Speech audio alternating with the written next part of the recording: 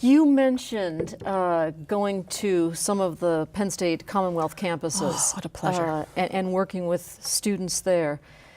Because you were chosen to be the 2014-2015 Penn State laureate. This is part of your new role here at Penn State. Yes. Why'd you pick the theme of dignity as kind of the overarching theme of what you're doing in this role? Oh, that's such a splendid question. To me, the complications of the world are about behaviors that we display on a moment-to-moment basis. And so often we complicate relationships by not understanding how to be with each other.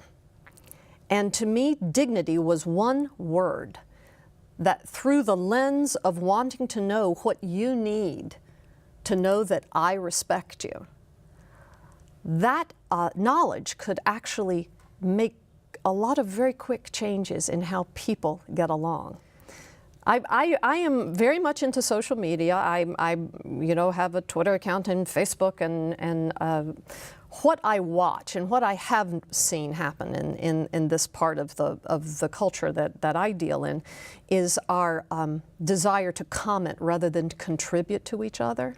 And part of the Dignity Project is actually helping us get back to talking to each other in ways that contribute to the health and welfare of each other instead of commenting on what we think about each other. So dignity to me, that to me is dignified. Yes? Well, it's just amazing to me where you can go with respect and with dignity. Yes. I talked with someone who is a pioneer in restorative justice. And to him, you can not only change the prison system, but indeed the entire world with just a little respect and dignity. That's what I believe. You committed a crime, but that doesn't mean you're not still a human being who is Absolutely. deserving of respect. And if we care about the end result, you would give it to them. It's the truth. You know, the difference between being guilty and being ashamed of something. When you're guilty, you can redirect that behavior. You know, there's so much of a sense of non-worthiness in the world right now that truly can be addressed and redressed by understanding that if I can give you the dignity you want, you will feel dignified and respected, and you will behave accordingly. Absolutely. And so when I go into the Commonwealth campuses, I've been to 10 so far. I was at school yesterday, actually. And all I do for 1 hour is work on helping the students show each other dignity. We define it, we give it actions, and then they practice. And it's not that they haven't been doing it, they just didn't know that's what they were doing. And they just didn't know that's what somebody else wanted. It's so simple, but it's so gigantic.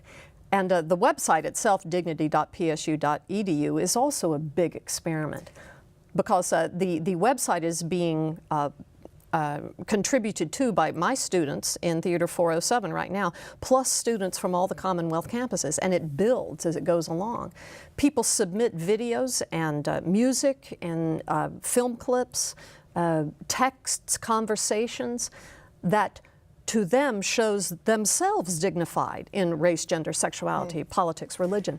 My theory, and here goes this cultural theorist again, is that if I can create a website with these images of us behaving in dignified ways, that the options of dignity will increase because we've seen other people being dignified the way we want to be dignified, no matter what color they are, no matter what their sexual orientation is. And if we see enough of those images, we'll start going, oh, that's what that looks like. Now let me perform that. If all the world's a stage, let's start putting some dignity out there on the stage in performance.